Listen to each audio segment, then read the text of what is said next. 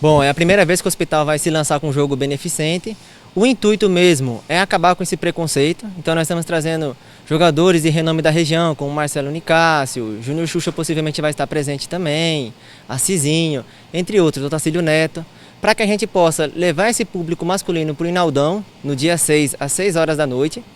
Lá também vai ter uma fala falando da importância da prevenção do câncer de próstata, que é o câncer mais comum nos homens.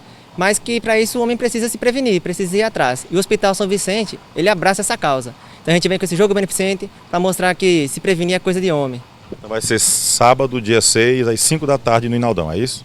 Sábado, dia 6, às 6 horas no Inaldão, e a entrada vai ser 1 quilo de alimento. Devido à lei, as novas normas, melhor dizendo, da Secretaria de Saúde, a gente vai poder apenas atender 50% do espaço do Inaldão, mas é um número bom de espaço para que as pessoas possam vir e prestigiar esse jogo. A partir do jogo, aí vocês vão ampliar as realizações do hospital na campanha Novembro Azul.